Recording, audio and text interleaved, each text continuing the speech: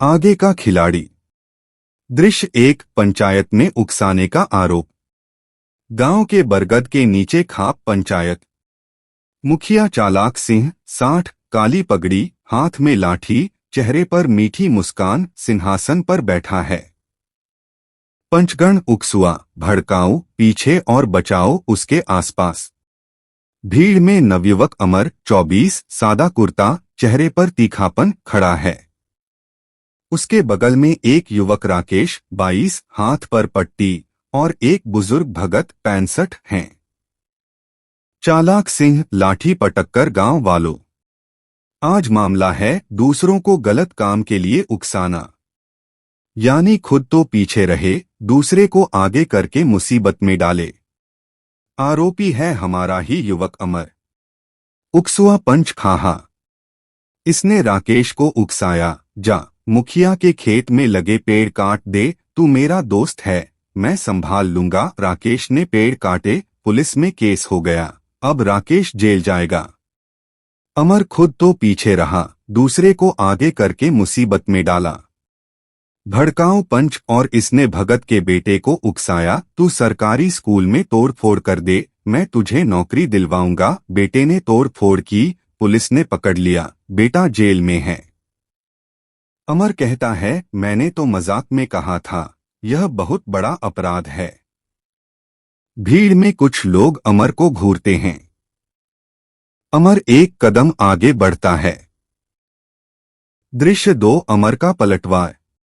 अमर शांत पर तल्ख, चालाक सिंह जी, आप कहते हैं मैंने राकेश को पेड़ काटने को उकसाया, तो पहले यह बताइए असली उकसाने वाला कौन है? आपके पंच उकसुआ ने राकेश से कहा, जा अमर के खेत के पेड़ काट दे, मैं तुझे 500 रुपए दूंगा। मैंने राकेश को रोकने की कोशिश की थी। यह रही रिकॉर्डिंग। उकसुआ चाचा की आवाज। आप मुझ पर इल्जाम लगा रहे हो? चालाक सिंह का चेहरा लाल हो जाता है। चालाक सिंह गुस्से में झूठ। अमर मोबाइल दिखाते हुए, यह लीजिए, उकसुआ चाचा राकेश से कह रहे हैं अमर को सबक सिखा दे, पैसे मिलेंगे, और आज आप पंचायत में मुझे उकसाने वाला बता रहे हो। असली उकसाने वाले तुम हो, दूसरों को आगे करके मुसीबत में डालना तुम्हारी आदत है। पूरा मैदान सन्न। उकसुआ पंच सिर झुका लेता है। अमर भगत की ओर और भगत के बेटे की बात, उसे स्कूल तोड़फोड़ के लिए किसने उकसाया? आपके बेटे मन्नू ने। उसने कहा, जा स्कूल के बल्ब तोड़ दे, तेरी नौकरी लगवा दूंगा। मैंने मन्नू को रोका तो उसने मुझे धमकी दी। आप मुझे उकसाने वाला कह रहे हो? दृश्य 3, उकसाने का खेल। पीछे पंच, बचाव में अमर, तू बात मत घुमा। तू खुद तो गांव के लड़कों को शराब पीने के लिए उकसाता है, कहता है पी ले, मैं देखूंगा। अमर पीछे पंच की ओर, पीछे चाचा, वह तुम्हारा बेटा करता है। उसने लड़कों से कहा, शराब पियो, पापा पंच हैं, कोई कुछ नहीं करेगा। मैंने उन लड़कों को समझाया, उन्हें वहां से खींच लाया। तुमने अपने बेटे को बचाने के लिए मुझ पर इल्जाम लगा दिया। तुम लोग दूसरों को उकसाते हो, और जब मुसीबत आती है तो पीछे खड़े देखते हो, यह तुम्हारा खेल है। पीछे पंच चुप हो जाता है। अमर अब मुखिया की ओर, कड़ा स्वर, और आप चालाक सिंह जी, आपने पिछले साल चुनाव में अपने कार्यकर्ताओं को उकसाया, जाओ विरोधी उम्मीदवार के पोस्टर फाड़ दो। मैं हूं ना। उन्होंने फाड़े, पुलिस ने पकड़ा, और आपने उन्हें छोड़ दिया। कहा, मैंने तो नहीं कहा था, ये अपने मन से किए। आप खुद तो पीछे रहे, दूसरों को आगे करके मुसीबत में डाला। यह आपकी आदत है, उकसाओ, भड़काओ, और फिर बच जाओ। पूरा मैदान सन्न। चालाक सिंह पसीने से तरबतर। अमर पूरे मैदान को संबोधित, गांव वालों, ये लोग मुखिया और पंच, ये उकसाने के धुरंधर हैं। ये खुद तो पीछे रहते हैं, दूसरों को आगे करते हैं। कोई गलत काम करवाना हो, ये किसी गरीब, नादान या गुस्सैल युवक को उकसाते हैं, और जब वह पकड़ा जाता है तो कहते हैं हमने तो मना किया था। ये लोग सबसे खतरनाक हैं क्योंकि ये तुम्हारे हाथों गंदा काम करवाते हैं और तुम जेल जाओ। ये हंसे। बचाओ पंच गुस्से में अमर, तू हमें अपराधी बता रहा है। अमर ठंडे स्वर में, अपराधी से भी बदतर, तुम गुनाह की नींव रखते हो और दीवार किसी और से चुनवाते हो। जब दीवार गिरती है तो तुम बच निकलते हो और वह मजदूर दब जाता है। यह कायरता है, सबसे बड़ी कायरता। भीड़ में से एक युवक चिल्लाता है, सच कह रहा है, मुझे भी इन्होंने उकसाया था। दृश्य 4, न्याय की मांग। चालाक सिंह अब चारपाई से उठकर भागने की कोशिश करता है, पर भीड़ घेर लेती है। अमर दृढ़ स्वर में, मैं न्याय की मांग करता हूं। पहली मांग, चालाक सिंह और सभी पंच सार्वजनिक रूप से राकेश, भगत और हर उस व्यक्ति से माफी मांगे जिन्हें उन्होंने गलत काम के लिए उकसाया। दूसरी मांग, गांव में एक नियम बने, दूसरों को गलत काम के लिए उकसाना अपराध होगा, जुर्माना और सार्वजनिक सेवा होगी। तीसरी मांग, जो भी व्यक्ति उकसाकर पीछे रहेगा और दूसरे को मुसीबत में डालेगा, चाहे वह मुखिया ही क्यों न हो, उसे गांव से निकाल दिया जाएगा और उसके खिलाफ मुकदमा दर्ज होगा। चालाक सिंह हाथ जोड़ते हुए, अमर बेटा, हम समझ गए।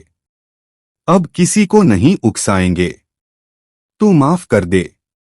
अमर ठंडी मुस्कान के साथ, आपने यही बात 30 साल से कही है, अब नहीं करूंगा। और हर बार आपने किसी न किसी नादान को उकसाकर उसकी जिंदगी बर्बाद कर दी। आपकी माफी झूठी है क्योंकि आपको उकसाने की आदत है, यह आपका खेल है। वह राकेश और भगत का हाथ पकड़ता है। अमर, यह राकेश जिसे आपने पेड़ काटने को उकसाया। यह भगत जिसके बेटे को आपने तोड़फोड़ के लिए उकसाया। ये आज खड़े हैं और कल सैकड़ों ऐसे होंगे। आपकी उकसाने की आदत अब नहीं चलेगी, क्योंकि अब लोग जान गए हैं आप उकसाने वाले हो, सहानुभूति रखने वाले नहीं। अमर, आखिरी बार, पूरे मैदान से मैं 8 मिनट में जा रहा हूं।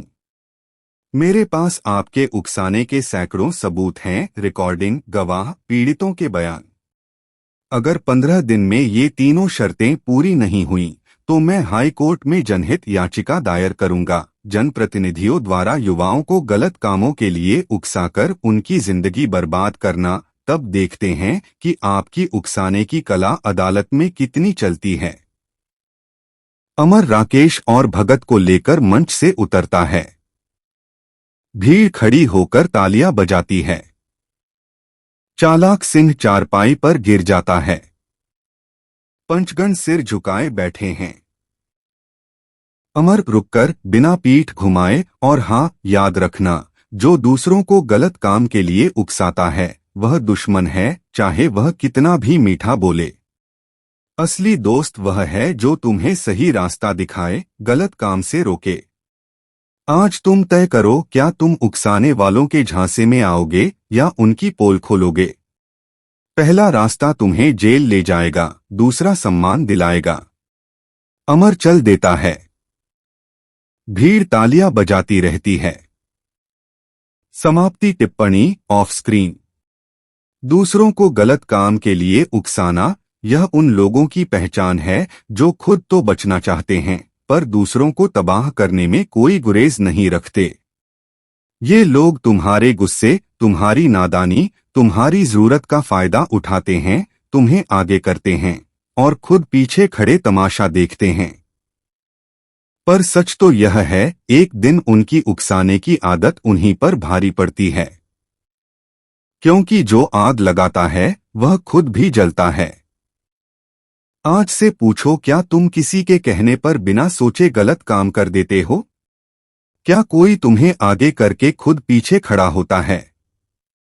अगर हाँ, तो सावधान हो जाओ, तुम नादान नहीं, बलिदान हो। उकसाने वालों को पहचानो, उनकी बातों पर भरोसा मत करो। अपना दिमाग लगाओ, अपना निर्णय खुद लो। यही एकमात्र रास्ता है बचने का और बढ़ने का।